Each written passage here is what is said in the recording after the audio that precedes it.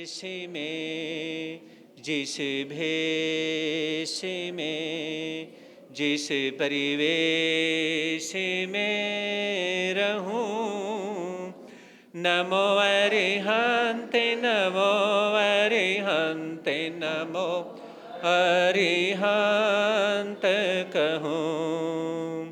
जिस शान से, जिस नाम से, जिस जाने में रहूं, नमो अरिहंत, नमो अरिहंत, नमो अरिहंत कहूं।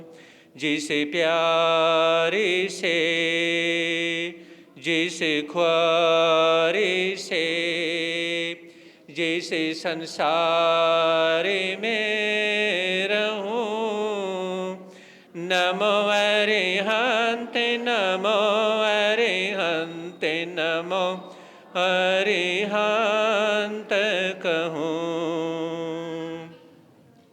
जिस ध्यान से, जिस सम्मान से, जिस जहान में रहूं, नमो अरिहंत, नमो अरिहंत, नमो अरिहंत कहूं। है समय न देखे धार के, जिसमें सब बह जाया करते हैं। है समय बड़ा तूफान, परवल पर्वत झुक जाया। अक्सर दुनिया के लोग समय में चक्कर खाया करते हैं, लेकिन कुछ ऐसे होते जो इतिहास बनाया करते हैं, इतिहास बनाया करते हैं। चरम तीर्थंकर शरमण भगवान महावीर स्वामी के चरणों में कोटि सवंदन अभिवंदन। पूज्य गुरुदेव के पावन चरणों में असीम आस्था के साथ कोटि सवंदन अभिवंदन। सुना था आप लोगों ने कल, जिंदगी सीख कब देती है और जिंदगी में एंजॉय कब करना चाहिए। जिंदगी सीख तब देती है जब हमारे साथ में कोई रिलेटिव रिलेशन नहीं हो, या जिंदगी के अंदर जब हमें ठोकर लगती है तो हमें सबसे बड़ी सीख मिलती है। चाहे गुरु का हाथ सिर पे हो, माता पिता का हाथ सिर पे हो, या जितने मर्जी साथ देने वाले हमारे साथ में खड़े हों, तो हमें शिक्षा नहीं मिलती है। अच्छी सीख तभी मिलती है जब जिंदगी में कोई न कोई चोट लगती है, ठोकर लगती है। आपको याद होगा कि जहां पर जिस, यानी कि हाथ पे, उंगली पे जहां भी चोट लगी है, और घर में जहां पे जिस जगह पे आप गिरे हैं, आप वहां पे दोबारा से गिरना पसंद नहीं करते हैं।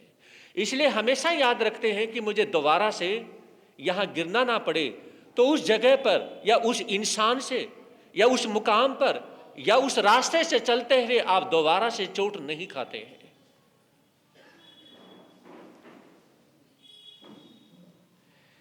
गलतियों से जुदा तू भी नहीं, गलतियों से जुदा मैं भी नहीं। गलतियों से जुदा तू भी नहीं, गलतियों से जुदा मैं भी नहीं। अरे दोनों इंसान हैं, भगवान तू भी नहीं और भगवान मैं भी नहीं।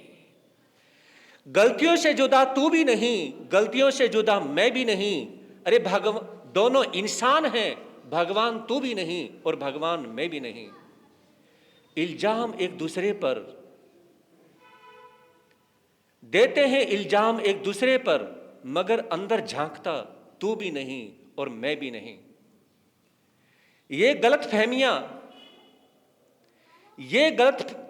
फहमियों ने पैदा कर दी दूरियां। इन गलत फहमियों ने पैदा कर दी दूरियां, वरना मन का पापी तू भी नहीं और मन का पापी मैं भी नहीं। कई बार हमारी गलतफहमियां इतनी हो जाती हैं, मिसअंडरस्टैंडिंग इतनी ज़्यादा हो जाती है, गलत कोई नहीं होता, आमने वाला सामने वाला कोई नहीं होता, हम गलत भी बन जाते हैं, हम बुरे भी बन जाते हैं। हम इतने बुरे बन जाते हैं कई बार, जैसे इसकी वजह से पता नहीं कितनी बड़ी परेशानी खड़ी हो गई, हमें दुनिया का वो सबसे बड़ा दुश्मन नजर आता है, जबकि कई बार हम विचार करते हैं कि उसी व्यक्ति से हमारा भला हुआ है जिसको हम बुरा समझ रहे थे।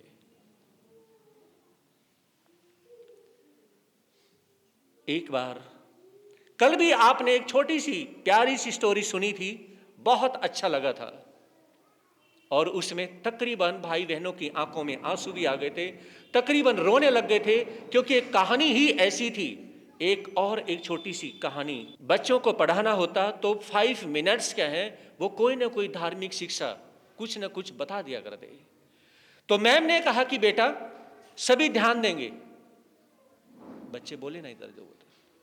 तो उसमें कहा कि सभी के सभी बच्चे अपने घर से स्वर्ग की मिट्टी लेकर के आएंगे।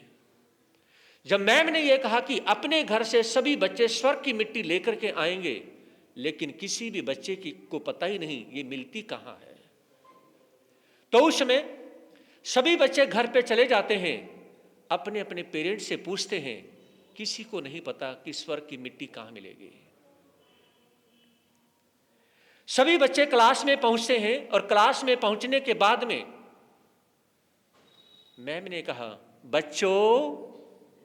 बच्चे सोचने लगे हमारे पास तो स्वर्ग की मिट्टी तो है नहीं, अब क्या करेंगे। तो उसमें बच्चे देखते हैं मैम की तरफ, और मैम पढ़ाना शुरू कर देती हैं। वो 5-7 मिनट हो जाती हैं, फिर मैम फिर जानबूझ के करती हैं, बच्चों अब ऐसा बोलना था। तो बच्चे सोचने लगे बस अब तो डांट पड़ेंगे। किसी के पास भी कोई स्वर्ग की मिट्टी थी नहीं। फिर मैम ने पढ़ाना शुरू कर दिया। 20-25 मिनट जब हुई, और मैम ने पढ़ाते पढ़ाते फिर थर्ड टाइम कहा, बच्चों ने सोचा अब की बार क्लास लगनी है, कि स्वर्ग की मिट्टी कौन कौन बच्चा लेकर के आया है। जो बच्चा स्वर्ग की मिट्टी लेकर के आया है वो खड़े हो जाएं। सभी बच्चे हमारी तरफ ध्यान देंगे, मैं आप लोगों के मतलब की बात कर रहा हूं, बच्चे समझ रहे हो। मैम ने बच्चों को क्या कहा, आगे ध्यान देंगे, कि कौन कौन बच्चा स्वर्ग की मिट्टी लेकर के आया है। ठीक है, जब ये कहा तो सभी बच्चों ने गर्दन हिला दी, बोलने की हिम्मत किसी की नहीं हुई। कहा कि क्या आप स्वर्ग की मिट्टी लेकर के नहीं आए। नहीं मैम, हम स्वर्ग की मिट्टी लेकर के नहीं आए। लास्ट वाले डेस्क पे एक छोटा सा बच्चा जब बैठा हुआ था, और इतने छोटे छोटे जो बच्चे थे, वो बच्चा खड़ा हो जाता है। मैम ने कहा कि बेटा क्या आप स्वर्ग की मिट्टी लेकर के आए हो। हाँ कर दे। जिंदगी में पहली बार, पता नहीं बहुत अच्छा लगा। अभी आंसर पूरा भी नहीं हुआ था, अभी स्वर्ग की मिट्टी देखी भी नहीं थी। मैं थोड़ी सी इमोशनल हुई। क्यों हुई इमोशनल हुई, बताएंगे मुझे, मेरे सवाल का जवाब दोगे। यहां पर मैम इमोशनल क्यों हुई।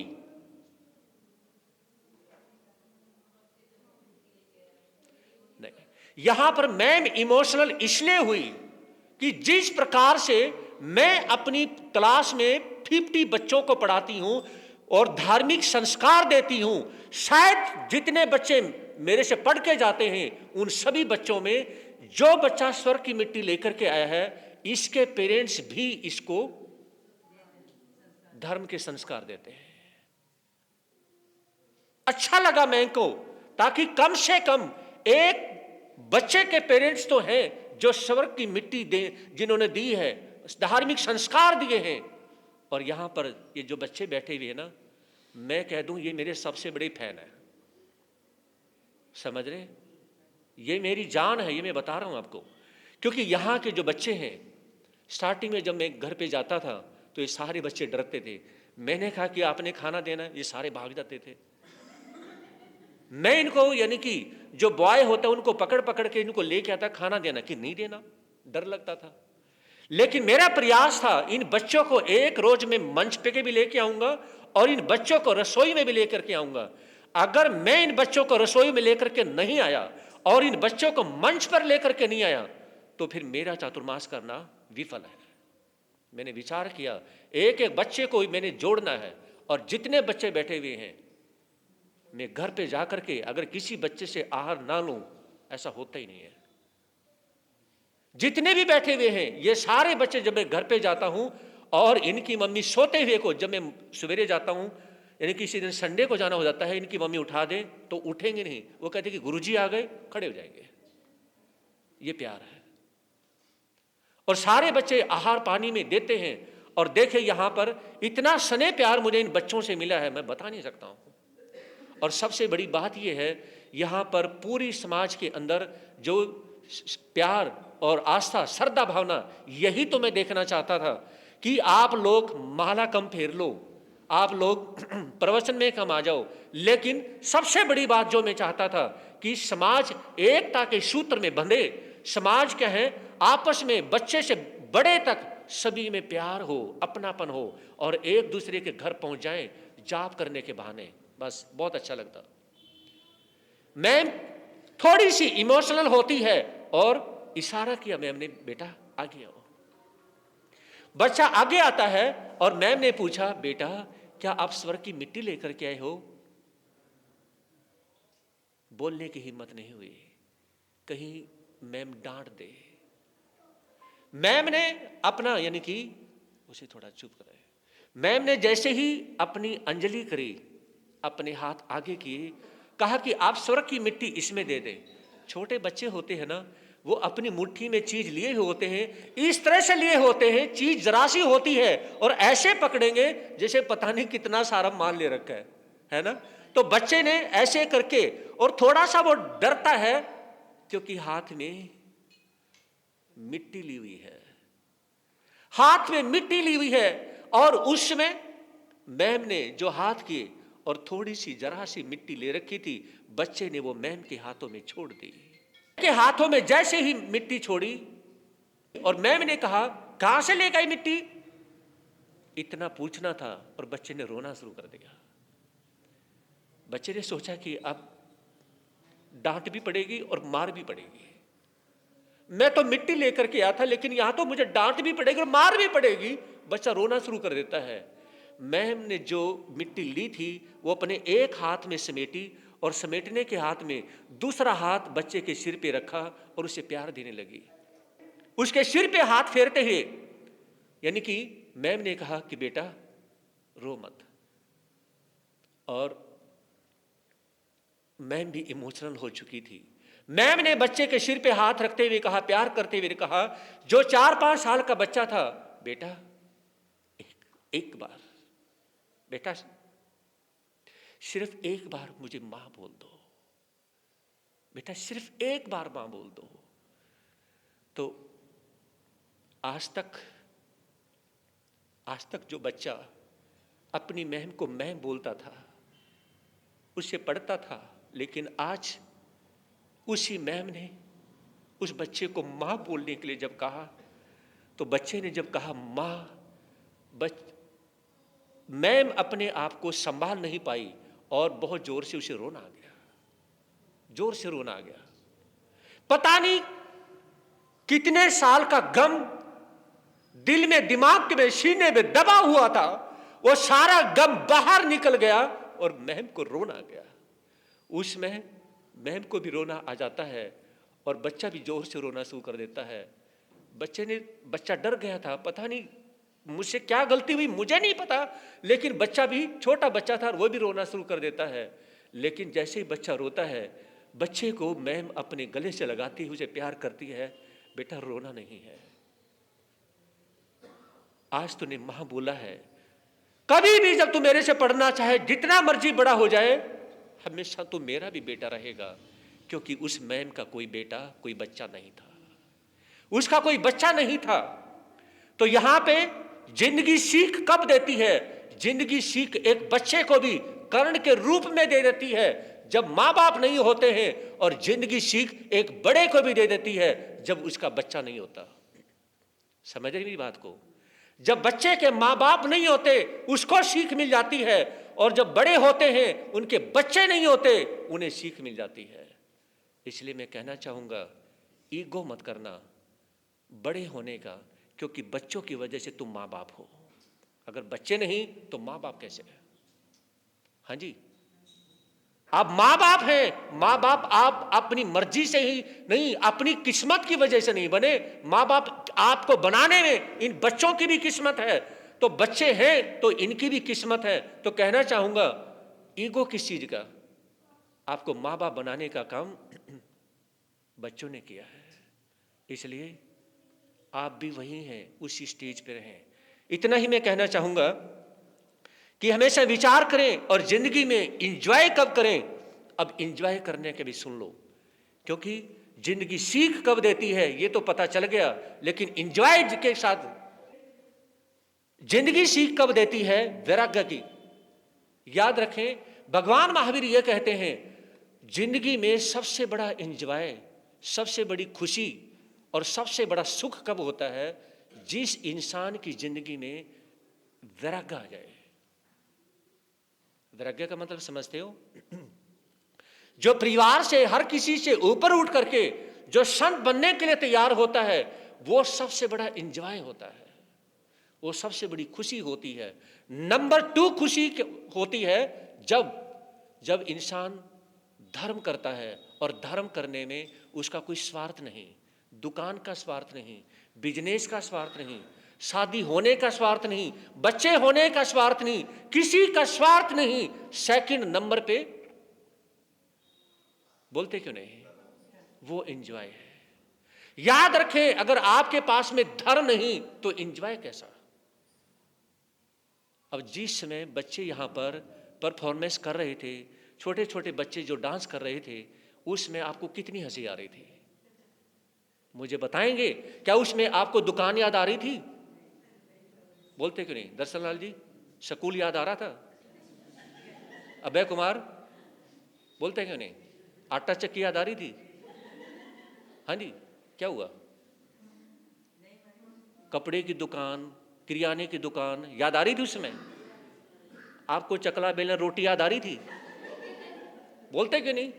ये हंसने की बातें नहीं है। जिस समय यानी कि जो बच्चा यानी कि पूरी तरह से यानी कि गुरुओं के सामने धर्म करते हुए यानी कि जो डांस कर रहा था, उसमें जो खुशी थी, बताइए इसमें आप क्या सोच रहे थे?